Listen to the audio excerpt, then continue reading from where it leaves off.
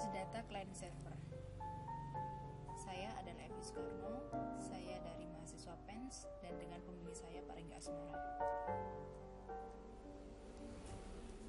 Saya akan membahas tentang bagaimana basis data server ini. Pokok pembahasan dalam presentasi kali ini adalah meliputi arsitektur client server, pengaksesan query pada basis data client server, dan untuk tujuan dari pembelajaran ini adalah mahasiswa mampu memahami konsep basis data client server dan memahami arsitektur client server.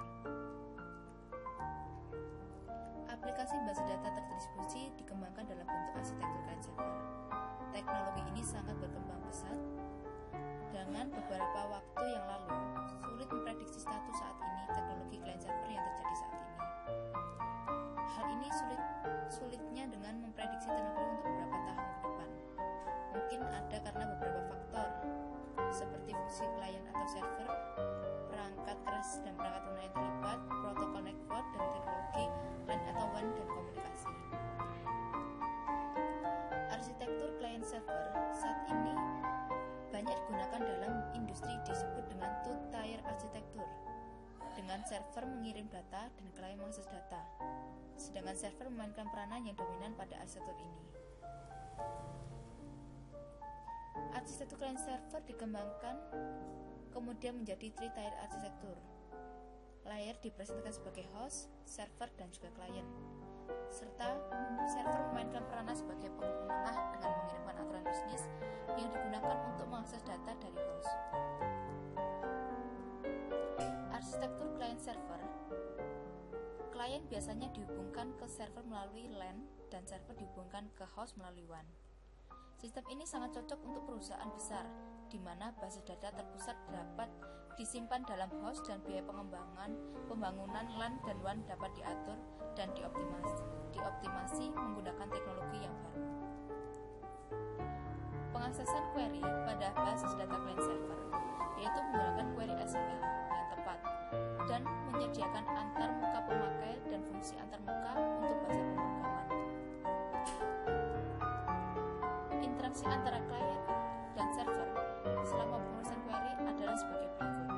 Klien melakukan parsing query pemakai dan memecahkan ke dalam sejumlah query independen untuk setiap tempat, sedangkan server memproses query lokal dan mengirim relasi hasil ke klien.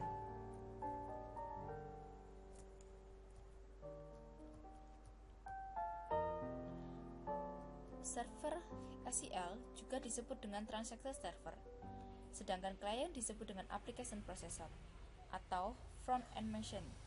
Interaksi antara klien dan server ditentukan oleh pemakai pada level klien atau melalui modul khusus pada DBMS.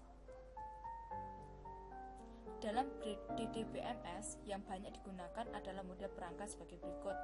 Terdapat 3 level dalam pengaksesan basis data client server, yaitu perangkat lunak server bertanggung jawab pada manajemen data, perangkat lunak klien bertanggung jawab untuk fungsi distribusi, dan perangkat lunak komunikasi yang menyediakan primitif komunikasi digunakan oleh klien untuk mengirim perintah dan data ke tempat yang berbeda.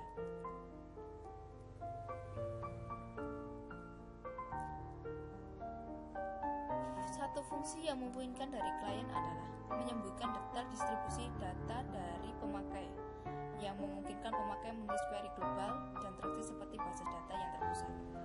Properti ini disebut dengan distribusi transparansi. Beberapa DDMS tidak melakukan distribusi transparansi, sehingga pemakai harus berhati-hati.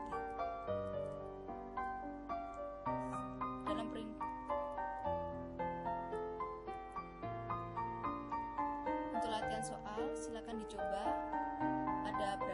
Ada 5 latihan soal. Yang pertama adalah apa yang dimaksud dengan sistem client server.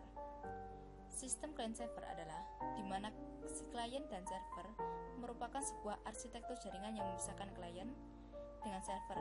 Masing-masing klien dapat meminta data atau informasi dari server. Untuk soal kedua, apa perbedaan konsep arsitektur client server yang ada sekarang dengan arsitektur sistem terdistribusi?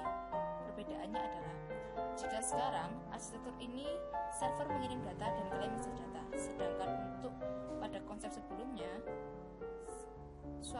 sebagai suatu set layanan yang disediakan untuk klien, dan server dan klien diberlakukan secara berbeda. Sebutkan bagaimana tugas host server pada klien arsitektur. Server memainkan peran sebagai penengah dengan mengirimkan aturan bisnis, sedangkan klien berisi antarmuka, GUI, dan aplikasi.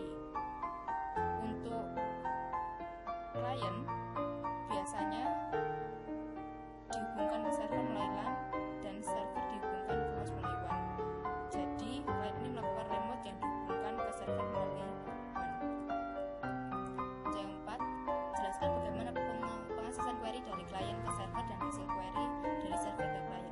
Pengaksesan query dilakukan dengan cara klien melakukan pemerintahan query dengan mengirimkan subquery ke beberapa tempat server dan setelah server mengirimkan hasilnya ke klien. Yang kelima, perangkat lunak apa saja yang diperlukan pada sistem client server. Seperti yang kita ketahui, ada 3 perangkat yang harus ada pada client server, yaitu perangkat lunak yang bertanggung jawab untuk manajemen data lokal, perangkat lunak klien bertanggung jawab untuk fungsi distribusi, dan perangkat lunak yang memiliki komunikasi dengan menyediakan primitif komunikasi yang digunakan oleh klien. Sekian presentasi dari saya. Selamat bertemu untuk presentasi selanjutnya. Terima kasih. Selamat pagi.